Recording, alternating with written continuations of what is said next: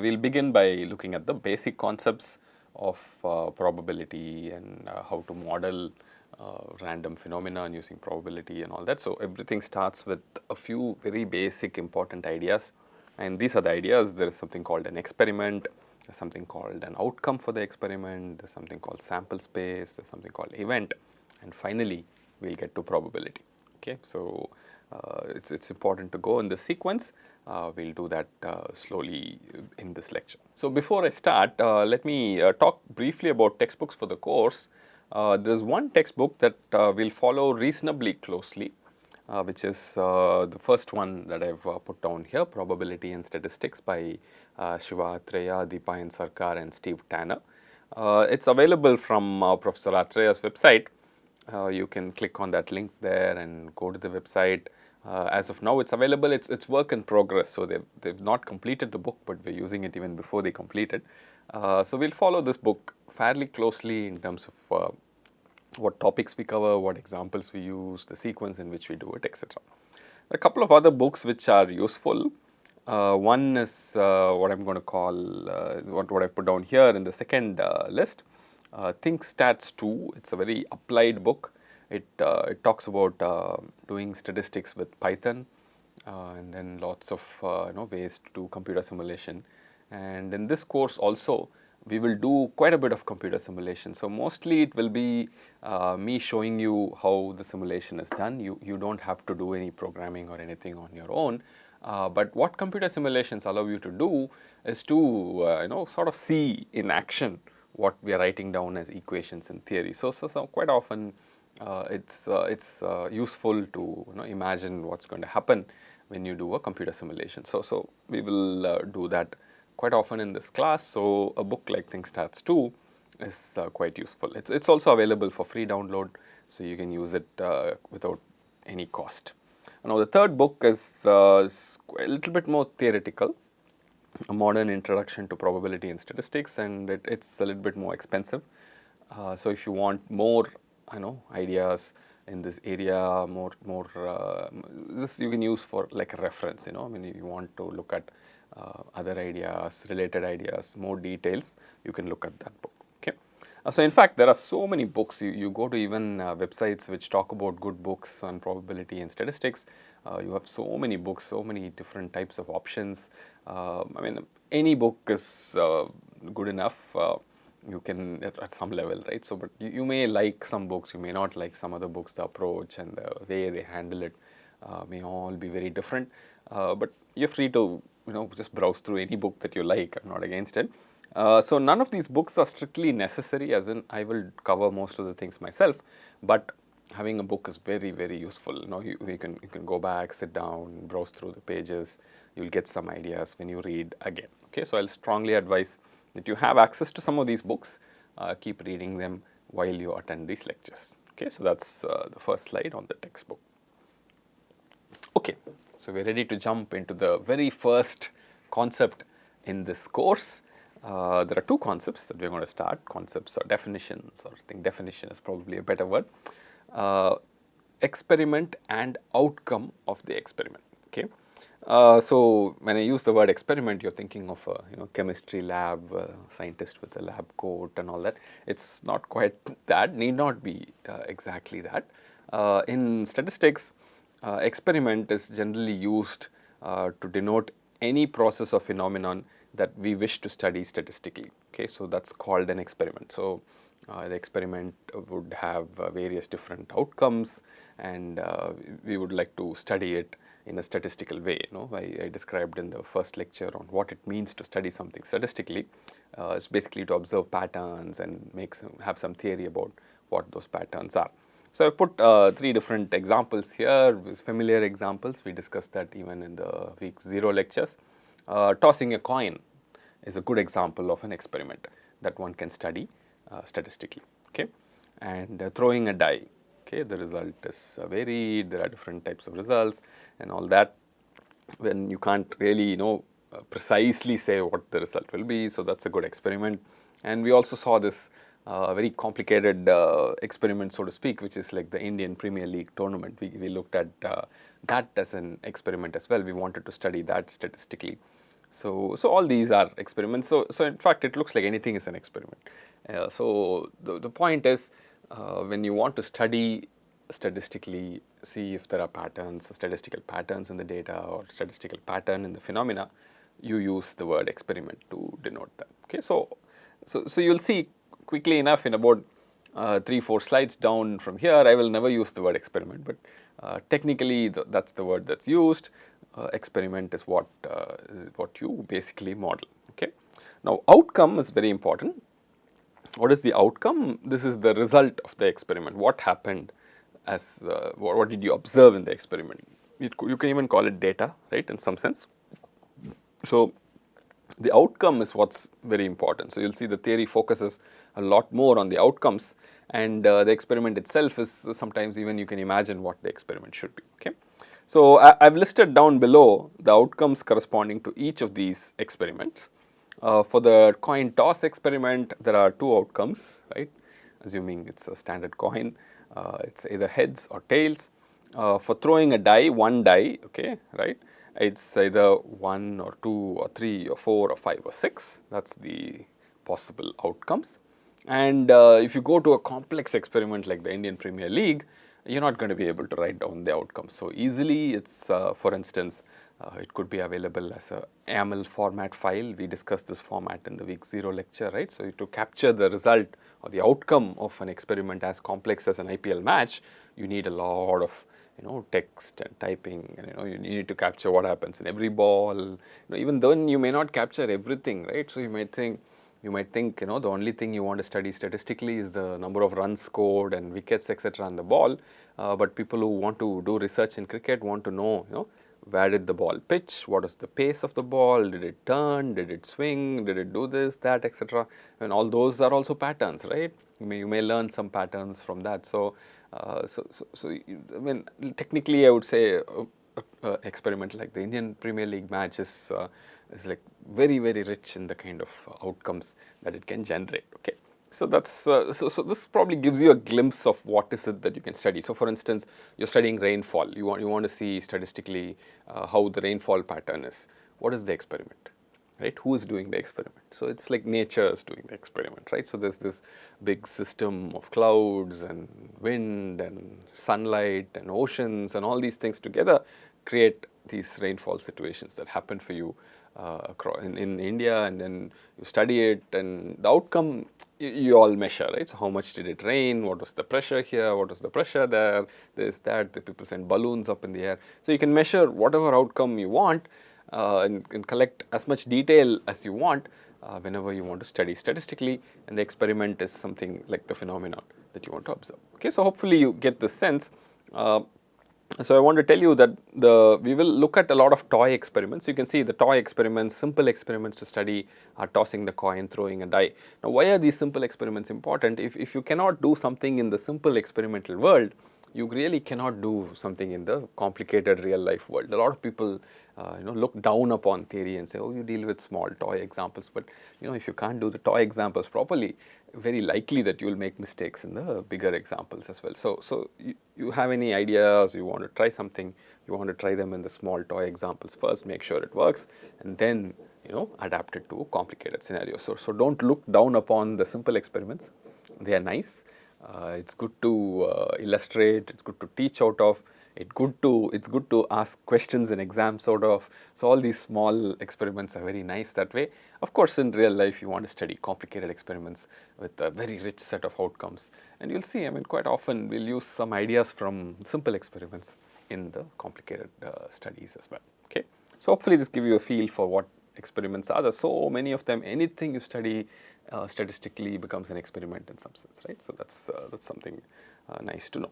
Okay, so we've seen experiments, and like I said, outcomes are very important. The outcomes of the experiment is really what you study statistically, really what you look for patterns in, right? So that's why it's very important. Okay. But I mean, experiment is also equally important. The physical aspects of it, what you know about what happens in the experiment, right? When you know cricket really well, maybe you know what patterns to observe for. Okay, right? So your understanding of the experiment is also very important. But nevertheless, for the theory and definitions and equations, the outcomes are central. Okay, all right. Okay, the next important definition is that of a sample space. Okay, so I've put down the definition here in this little box, which says a sample space is a set that contains all outcomes of an experiment. Okay, so first thing you see when you in a definition is when somebody is trying to define something, you have to see what it is, right? Usually, when you define something mathematically in a precise way, you have to say something is a certain mathematical object, right? So that's only then it becomes precise in some sense. You can't be vague about the definition. So in this case, you saw that experiment and outcome were not very precisely defined in some sense, but the sample space is a very precisely defined mathematical object. It is a set. Okay. What does it contain? What are the elements of the set?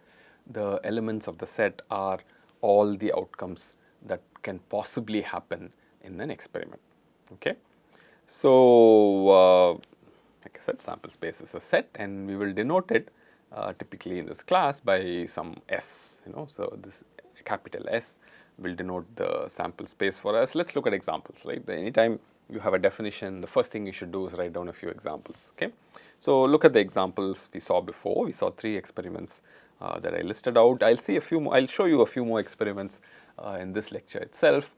Some may be more complicated, some may be very simple, but we will start seeing them in this lecture itself. So let's look at tossing the coin, right? So what's going to be the sample space in this experiment? It's going to be a set with just 2 elements, heads, tails, right? So it's easy enough. Throw a die. Again, the sample space is very easy. There are 6 outcomes. You collect them all together into a set. It becomes your sample space. Now, if you now jump from the small toy experiments to the big experiment of the IPL, you see that sample space is really difficult to write down, right? So it's basically the set of all possible things that can happen in an IPL match. I mean, depending on what level of detail you want to look at, the sample space can be very, very complex. Like for instance, if you only were to be concerned about runs scored in one delivery, right? You can have a sample space which is very simple. It could be 0 or 1 or 2 or 3 or 4 or 5, 6, 7. Can 7 runs be scored? Yeah, I mean, it can happen occasionally. So all of this you may want to write down. That's easy to do. Or maybe you're interested in just the winner in IPL 2021. Maybe that's what you're interested in. In that case, if that's the only detail you care about, then your outcome is very simple. I read recently that there are 9 teams that are going to be playing in IPL 2021, and you might want to list out all the teams as into your sample space. So depending on the level of detail you want, even in a big experiment, the sample space can end up being small, right? But nevertheless, the experiment itself is so rich, the set of outcomes are so rich, like an IPL, that you can do a lot more. But maybe this gives you a sort of a hint as to what to look for when you think of sample space and all that in real life. Okay, so having said that, having defined a sample space, I'll also have to tell you that quite often in practice, once you get some comfort with all these notions of probability, you will hardly ever write down the sample space for a problem. Okay, so you will sort of imagine that there is a sample space. There is always a sample space, let's say, and once you understand that there is a sample space, you will be able to work with probabilities directly. You don't have to really explicitly write it down. But quite often, what I've seen, at least in practice, is when you get really confused about what some definition has to be, you're not clear about some definition, you don't know how to think of something, you're confused. In those kind of situations, writing down the sample space can give you a lot of clarity. Okay, so in that way, sample space is quite useful. It's a very important theoretical construct. The entire probability theory builds on it, but nevertheless, in practice, usually, once you see the problem, you just write down the probabilities and start working with it, as opposed to thinking of sample spaces. But still, it's important to know. Somebody describes an experiment, talks about the outcomes of the experiment, you should be able to identify the sample space of interest to you. Okay, so that's very, very important.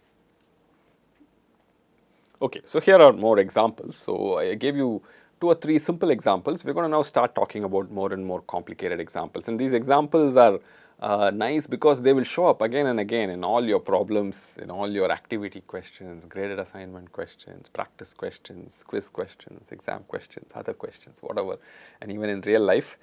These kind of experiments and outcomes and events and sample spaces will happen again and again and again. So, it's good to sort of get used to what we mean by this. Statisticians love what's called the urn, URN. You won't say pot or jar or some box or something. They'll say urn for some reason. They like the urn. Urn is just a pot. Okay. The first experiment that you see there is drawing a marble from an urn. Okay, so marble balls, people use different things that they put inside the urn and they start drawing one after the other in different ways, and it's a very nice illustrative experiment in which you can write down things, do calculations. It's quite useful. We'll see this experiment is very interesting. We'll keep revisiting this in various different contexts. Okay, so you have an urn, there is this pot. Start opening up your imagination, right? So think of a pot and it has marbles of many colors, right? So for example, it could have 3 marbles of red color, 3 marbles of white color, 3 marbles of blue color. Okay, so it's all inside the pot, and so you're going to draw a marble from it. What do I mean by that? You don't see what's inside. You just like close your eyes, put your hand inside, and pick up a marble, right? Now, what is the outcome of this little experiment? Drawing a marble from an urn which contains marbles of many colors. It's the color of the marble, right? So that's what we are interested in. So if you want to write down a sample space for this little experiment that we have, red, white, blue would be a very good answer for that sample space. So that's a good sample space. Okay. So now, what happens when you draw 2 marbles? Right. So you see immediately when you complicate the experiment a little bit, the sample space starts to get bigger and more interesting and has a richer structure from which you can do more calculations. So immediately you have to ask, when you draw 2 marbles, how do you draw them? Do you draw them simultaneously, or do you draw them one after the other? If you do one after the other, do you put the first marble back and then pick up the second one, or you keep the first marble away? So these two turns out are different examples. They give you different experiments. Even though the outcome and the sample space and all might be same, the experiment suddenly changes when you do with replacement and without replacement. So what do we mean by that? Once again, you have an urn with a lot of marbles. You're going to pick 2 marbles one after the other. Okay, so you pick the first one, and then you pick the second one. Now it depends, the nature of the experiment changes depending on whether or not you put the first marble back and then pick the second one, or you kept the first marble away and picked the second one, right? So that's 2 different things. So people will talk about drawing 2 marbles from an urn with replacement, drawing 2 marbles from an urn without replacement. Okay, so you'll see people distinguishing these 2 experiments, and the calculations you do change based on that. But hopefully I want to convince you that the sample space starts to get more and more complicated. I mean, if you want to keep writing sample space, what are the possible outcomes? Let's say you start with 3 marbles of red, white, blue, an urn with 3 marbles each of red, white, and blue color, and let's say you're drawing 5 marbles, right? I mean, as you keep increasing the number, so you see now you have to think about what would you put in the outcome, what is possible, etc. You cannot have red, right? You cannot have that, right? So there are only 3 red balls. So you have to think of all that, and it starts to get confusing in your head. So that's one of the reasons why people don't tend to write down the sample space in all its glory.